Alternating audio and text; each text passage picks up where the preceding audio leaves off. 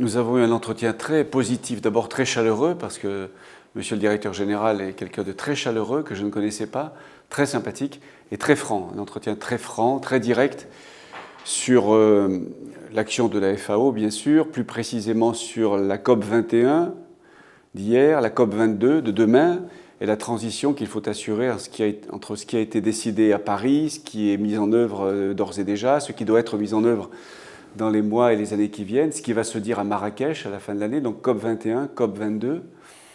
Nous avons parlé aussi de l'agroécologie, c'est un sujet qui lui tient à cœur, qui tient beaucoup à cœur au gouvernement français, et notamment à notre ministre de l'Agriculture, Stéphane Le Foll. C'est un sujet important, un sujet d'avenir, qui consiste à faire passer le plus d'agriculture possible dans le monde du modèle intensif au modèle plus extensif, qui occupe davantage de main-d'œuvre, ce qui permet d'ailleurs de maintenir les populations, notamment les nouvelles générations, là où elles ont grandi, là où elles sont nées, là où elles habitent, plutôt que de provoquer un afflux considérable qui est déjà trop important de populations rurales dans les villes, notamment des pays du Sud.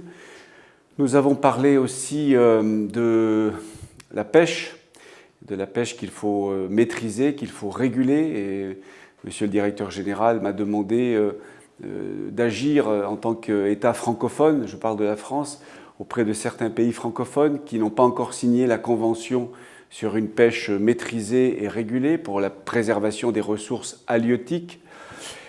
Nous avons parlé aussi d'un sujet plus rare dans les discussions qu'on peut avoir dans ce genre d'instance, c'est l'organisation elle-même du système onusien, la FAO, le FIDA, le PAM. Est-ce qu'il y a moyen de rationaliser l'organisation et surtout le fonctionnement de ces trois organisations importantes qui font du bon travail, dont les agents sont formidables. Mais les temps ont changé, les objectifs du développement durable, les fameux 17 ODD sont là. Ils nous imposent d'agir plus fort, plus vite, autrement aussi, en vue de 2030, c'est l'agenda 2030 dont je parle. Ces ODD ne sont-ils pas l'occasion de remettre à plat, en tout cas de se poser au moins la question de savoir si on doit continuer à fonctionner comme on le fait depuis 20 ans ou si on doit revoir les synergies possibles, insuffisantes sans doute, entre ce que fait la FAO, ce que fait le PAM, ce que fait le FIDA. Autant de questions passionnantes qui ont été abordées lors de mon entretien avec le directeur général. Nous avons aussi parlé avec le directeur général du problème que pose l'administration de plus en plus d'antibiotiques à certains cheptels dans certains pays, qui les rend résistants aux antibiotiques, parce que plus on prend des antibiotiques, plus on développe des résistances aux antibiotiques. Donc le bétail est de plus en plus résistant à ces antibiotiques. Et le fait qu'ensuite on mange de la viande, nous les êtres humains, cela peut provoquer aussi chez nous une résistance de plus en plus grande aux antibiotiques. Et c'est un vrai sujet que porte le directeur général, et pour cela, il a besoin de l'expertise française. Et nous avons déjà une vingtaine d'experts français auprès de la FAO. En matière de recherche, notamment de recherche agronomique, nous sommes vraiment très forts.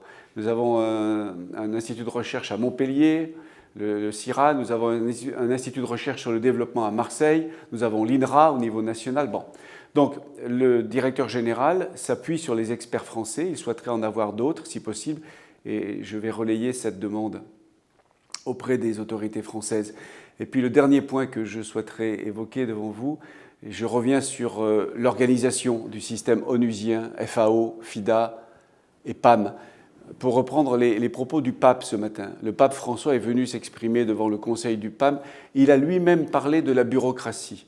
C'est un sujet qui me préoccupe beaucoup et j'étais tellement heureux d'abord de voir le pape, pour qui j'ai la plus grande admiration, et de le voir et de l'entendre parler de la bureaucratie et des efforts qu'il faut faire pour maîtriser la bureaucratie et pour faire davantage d'actions sur le terrain et moins dans les bureaux, si j'ose dire. Donc c'était un message très fort qu'a délivré le pape, tout en ayant rendu hommage, je parle du pape, au personnel, au pluriel, du PAM, de la FAO, du FIDA, qui font un très bon travail évidemment.